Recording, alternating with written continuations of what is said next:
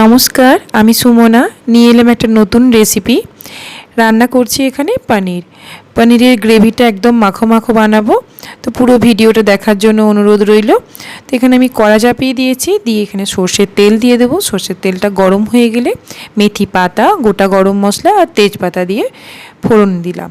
তারপর পনিরটাকেও ওই মেথি পাতার সাথে ভালোভাবে ভেজে নেব।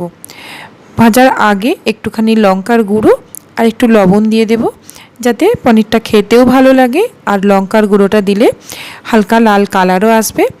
পনির কিন্তু ভাজা হয়ে গেছে, পনির বেশি ভাজা চলে না, তাহলে শক্ত হয়ে যাবে। তো পনিরগুলোকে আমি তুলে রাখলাম। যে তেলটা আছে ওই তেলের মধ্যে আমি মশলাটাকে রেডি করে নেব। এখানে আমি সমস্ত মশলা কিন্তু বাটা মশলা রেডি করেছি। প্রথমেই আমি গুঁড়ো গরম মশলাটা এখানে দিয়ে দিলাম। গুঁড়ো গরম মশলা ফোড়ন দেওয়ার পর পেঁয়াজ বাটাটা তেলের মধ্যে দিয়ে দিয়েছি। পেঁয়াজ বাটাটা হালকা তেলের মধ্যে ভেজে নেব। পেঁয়াজটা ভাজা হয়ে গেলে আদা রসুনের পেস্টটা দিয়ে দেব। রসুনের ভাগটা কম রাখবেন, আদার ভাগটা বেশি থাকবে।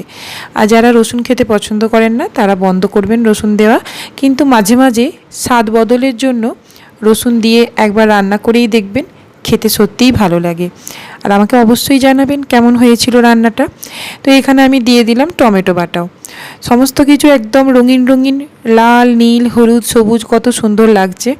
তো এখানে সবুজ রঙের এটা হচ্ছে কাঁচা লঙ্কা আর ক্যাপসিকাম বেটে রেখেছি, সেটাও দিয়ে দিলাম। তো একসাথে সমস্ত মশলা কষিয়ে নেব। এরপর দিয়ে দেব হলুদ গুঁড়ো, জিরে গুঁড়ো, নুন, লঙ্কার গুঁড়ো, ধনের গুঁড়ো সব একসাথে দিয়ে মশলার সাথে ভালোভাবে মিশিয়ে তেল ওটা অবধি ওয়েট করলাম। তারপর দিয়ে দিলাম ভেজে রাখা পনিরটা। এরপর মশলার সাথে পনিরের সাথে একভাবে মিশিয়ে নিলাম। তো এখানেও বেশি কিন্তু কষিয়ে নেওয়া চলবে না, পনির তাহলে কিন্তু শক্ত হয়ে যাবে। এরপর আমি এখানে গরম জল দিয়ে দেব।